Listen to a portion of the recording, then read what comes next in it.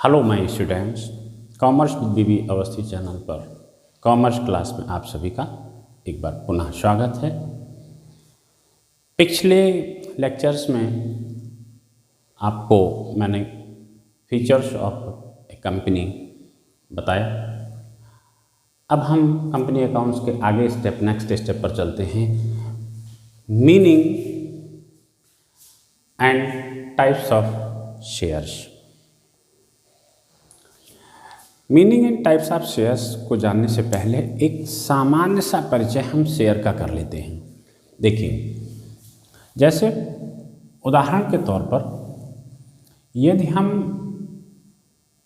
X Y Z 3 लोग हैं और इन तीनों लोगों ने 100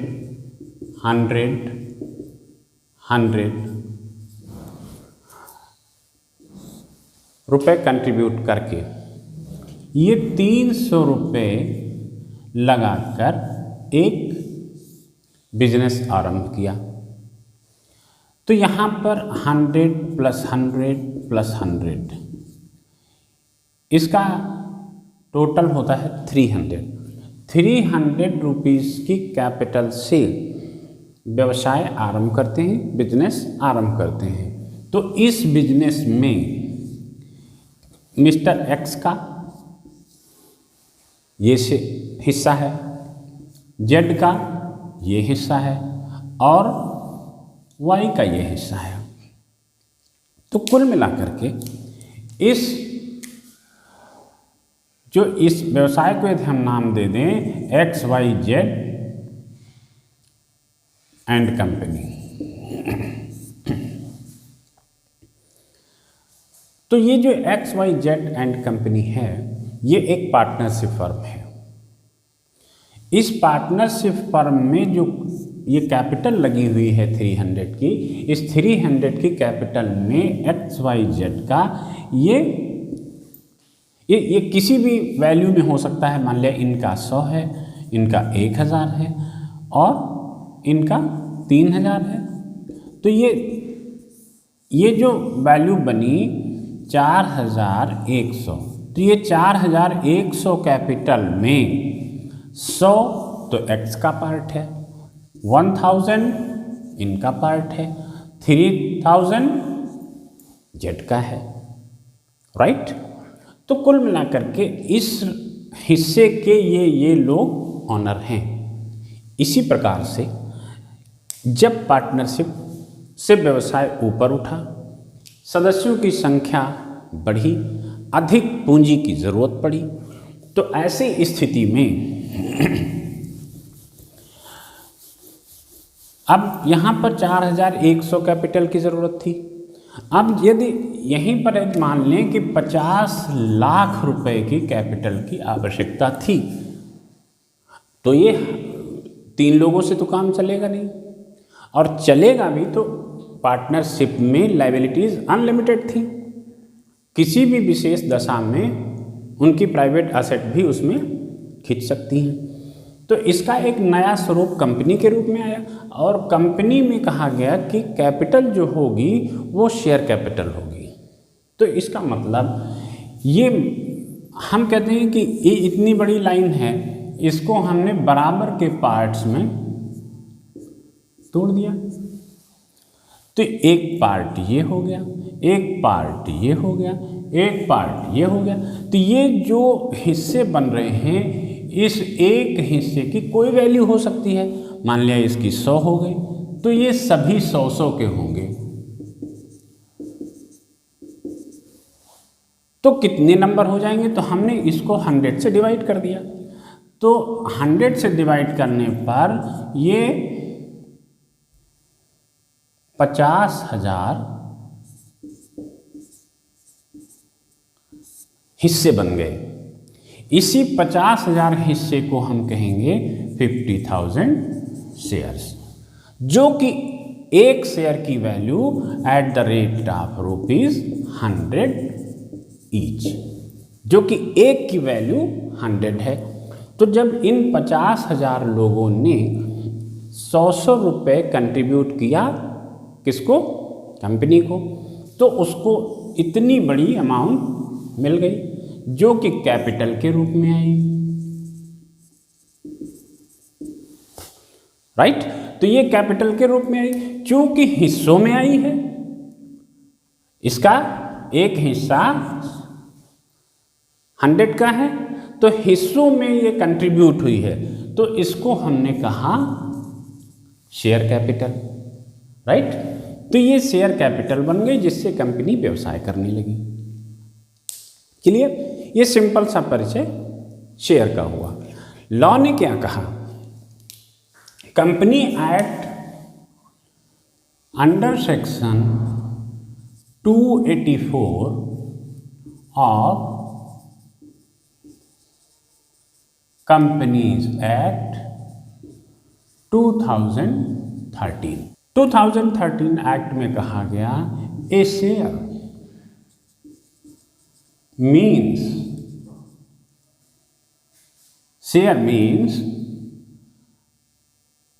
a share in the share capital.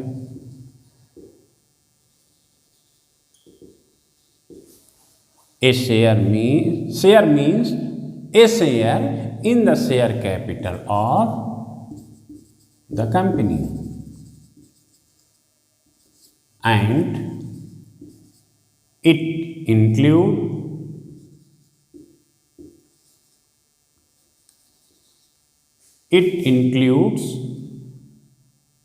stock.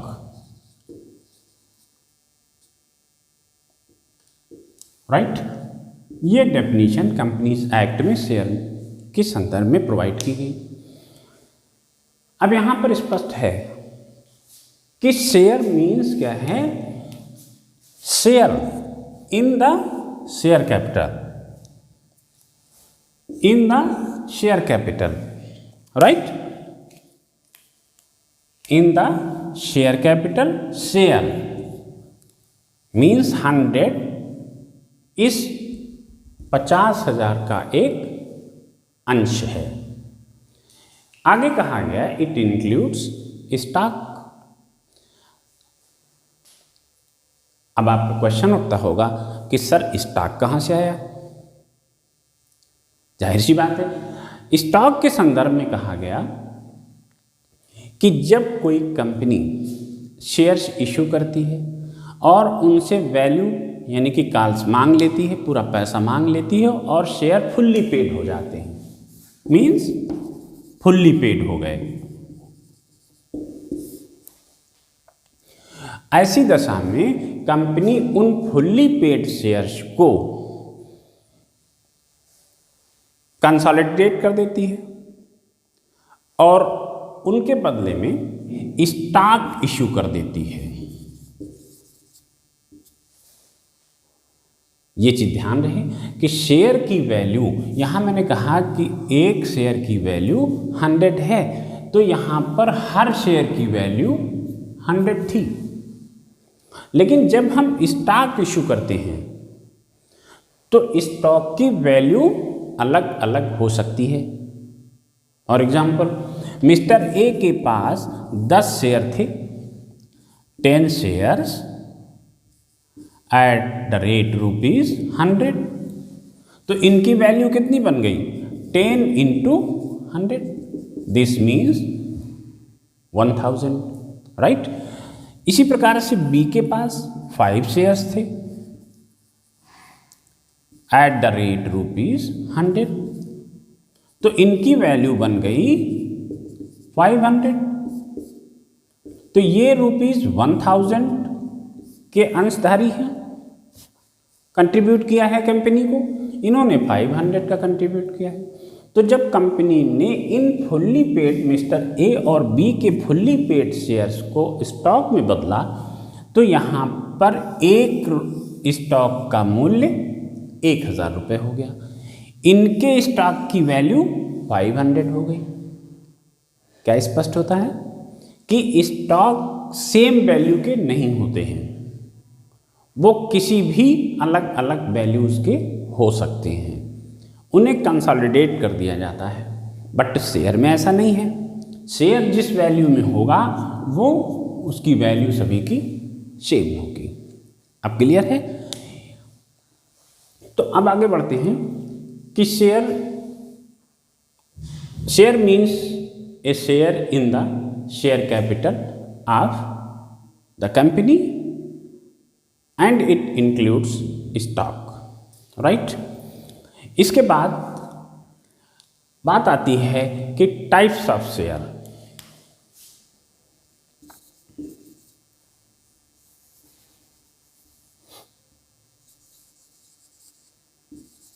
Types of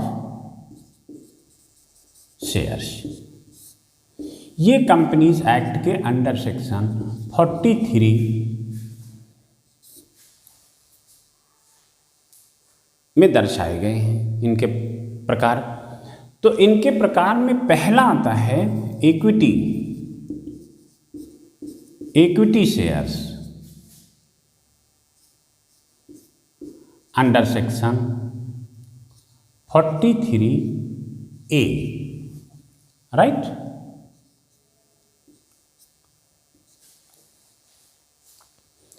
equity share under section 43A। यहाँ पर एक महत्वपूर्ण चीज़ है कि इक्विटी शेयर के बारे में जो लॉ में बोला गया वो कहा गया equity shares are those shares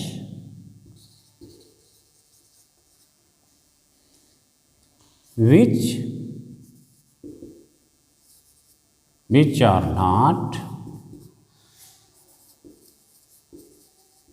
preference shares, जो प्रेफरेंस शेयर्स नहीं है। तो इसको समझने के लिए कि इक्विटी है क्या, तो पहले हम प्रेफरेंस जाने तब समझ पाएंगे कि इक्विटी क्या है, राइट। तो प्रेफरेंस के बारे में क्या कहा गया?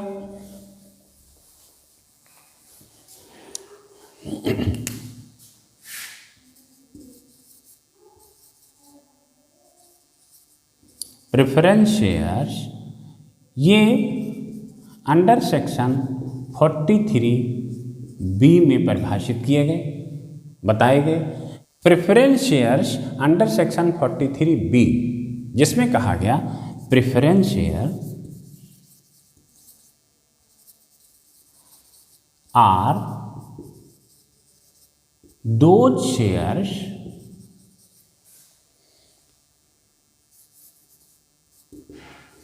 which carry following two rights. Following two rights. Preference shares are those shares which carrying following two rights. क्या है इसमें? 1 पॉइंट पर कहा गया कि उनको डिविडेंड प्राप्त करने का इक्विटी से पहले अधिकार है। Preferential right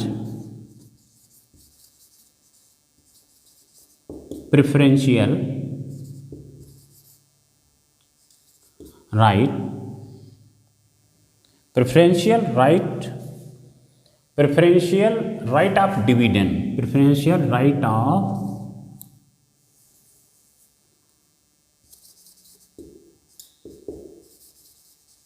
dividend at the fixed rate before equity shareholders, means इनको प्रेफरेंस शेयर्स को एक निश्चित रेट ऑफ परसेंट से इक्विटी शेयर होल्डर से पहले डिविडेंड पाने का हक होता है, अधिकार होता है। दूसरे में कहा गया at the time of winding up of A company, at the time of winding up of a company, they have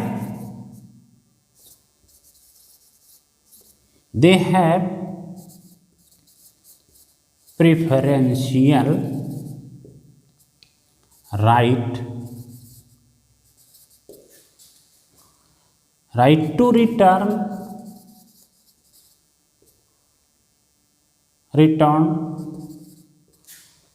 the capital before equity shareholders।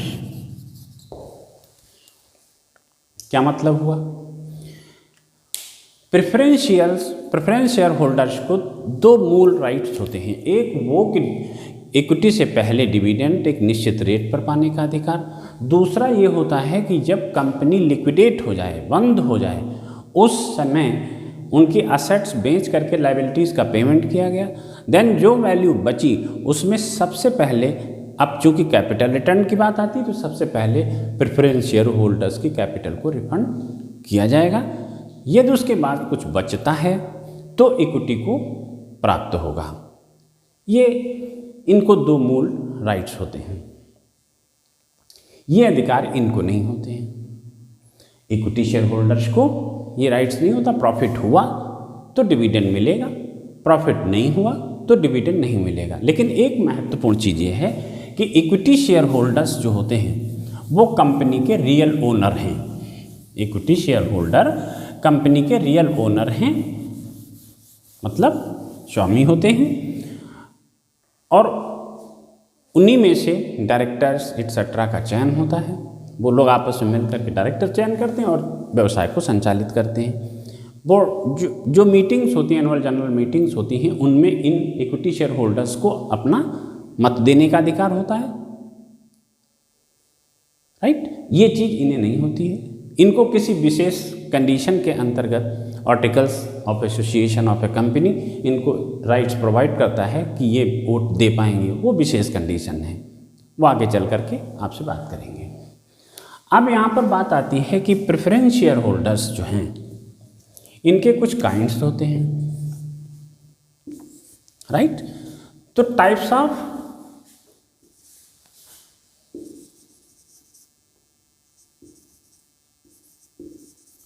Preference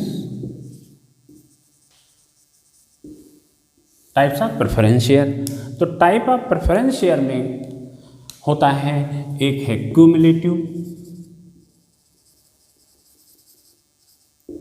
cumulative preference share,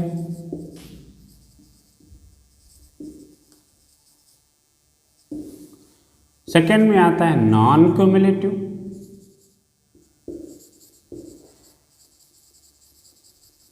right. Third convertible,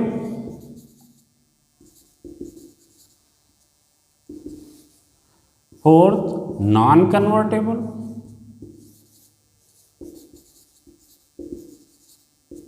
right. Fifth है redeemable,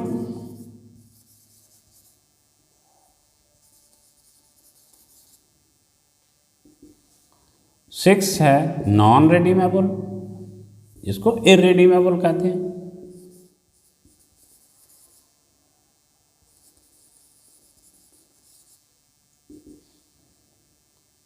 seventh participating,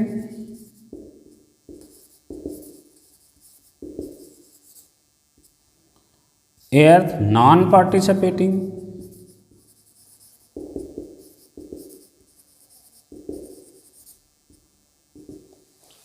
right. तो ये इनके kinds हैं, types हैं। Simple से इनका परिचय दे दूं मैं। क्यूमुलेटिव प्रेफरेंस शेयर्स, चूँकि यहाँ पर कहा गया उनको डिविडेंड इक्विटी से पहले पाने का राइट है। ध्यान रहे कि डिविडेंड पाने का राइट है, इंटरेस्ट नहीं। तो जब इंटरेस्ट नहीं तो डिविडेंड की जब बात आती है तो इसका मतलब है कि जब प्रॉफिट होगा तब डिविडेंड का डिस्ट्रीब्यूशन होगा।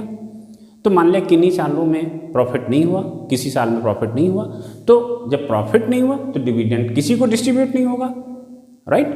तो नेक्स्ट, तो जब क्युमुलेटिव प्रेफरेंस शेयर्स होते हैं तो जिस वर्ष उनको डिविडेंड रिसीव नहीं होता है, अगले वर्ष जब हुआ तो पिछले वर्ष के साथ में नेक्स्ट ईयर का डिविडेंड दिया जाएगा।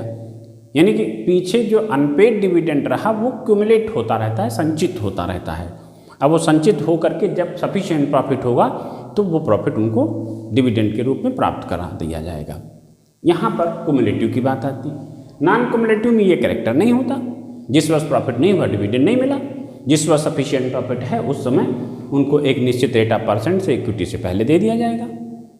ये नॉन क्युमुलेटिव है। कन्वर्टेबल होता है कि एक निश्चित ड्यूरेशन के मध्य में, एक निश्चित समय अवधि के मध्य में ये लोग अपने प्रेफरेंस शेयर्स को इक्विटी शेयर में कन्वर्ट करा सकते हैं, राइट। यहाँ पर नॉन कन्वर्टेबल में उनको कन्वर्ट कराने का राइट नहीं होता, उनको सिर्फ प्रेफरेंस शेयर्स पर डिविडेंड पाते रहो और उस समय तक जब रिडेम्पशन की स्थिति आएगी तो उनको रिडीम कर दिया जाएगा। यहाँ पर बात आई redeemable preference shares. Redeemable preference shares में होता है कि वो जो कंपनी एक निश्चित समय के बाद या तक उनका पैसा अपने पास रख सकती है, उसके बाद कंपनी को उन्हें वापस धन देने की दायित्व बनता है और वो उनका पुनः भुगतान कर देती है। आज जो मैक्सिमम है कि अधिकतम कितने समय तक कंपनी कितने लंबी पीरियड तक के रिडीमेबल प्रेफरेंस शेयर्स इशू कर सकती है, वो कहा गया 20 वर्ष तक। इंफ्रास्ट्रक्चर कंपनियों के लिए 20 वर्ष से ज़्यादा की पीरियड के लिए भी है, 30 वर्ष तक है, राइट। तो 30 इस बीच में उनको रिडीम कर दिया जाएगा। इसके बाद आता है इरिडीमेबल। इरिडीमेबल का मतलब है उनको पुनः पैसा प्राप्त नहीं होगा, वो सिर्फ dividend regular at the end of the company तक पाते रहेंगे। लेकिन 2013 कंपनीज एक्ट में इसके ऊपर बैन लगा दिया गया कि अब इरिडीमेबल प्रेफरेंस शेयर्स कोई कंपनी इशू नहीं कर सकती है, राइट। पार्टिसिपेटिंग की जब बात आती है तो पार्टिसिपेटिंग में ये कहा गया कि ये राइट्स जो इनके पास हैं ये तो हैं ही हैं, इनको साथ साथ में आर्टिकल्स ऑफ एसोसिएशन के द्वारा इनको एक अधिकार और दे दिया जाता है कि यदि कंपनी प्रेफरेंस शेयर्स और इक्विटी शेयर्स को डिविडेंड देने के बाद भी उसके पास प्रॉफिट बचता है तो उस प्रॉफिट में भी इनको कुछ अंश इनको भी उसमें रिमेनिंग प्रॉफिट के ऊपर इनको भी पार्टिसिपेट करने का अधिकार होता है, पाने का राइट होता है। यही चीज़ जब कंपनी लिक्विडेट होती है और कैपिटल रिटर्न की स्थिति में आई तो इन सबकी कैपिटल यानी प्रेफरेंस इक्विटी को जब दे दिया गया तो रिमेनिंग यदि बच जाता है तो उस रिमेनिंग में इनका भी एक निश्चित प्रोपोर्शन में जो आर्टिकल्स प्रोवाइड कराता है उस पर इनको उस रिमेनिंग पर राइट बनता है। नॉन पार्टिसिपेटिंग को ये चीज़ें उपलब्ध नहीं होती हैं, ये अधिकार नहीं होते हैं। इस प्रकार से आपके शेयर्स की मीनिंग और उनकी टाइप्स की स्थिति क्लियर होती है। इसके बाद में हम इनके प्रैक्टिकल कॉन्सेप्ट यानी कि शेयर कैपिटल पर अगले लेक्चर में हम आपसे विस्तृत चर्चा करेंगे। Thank you.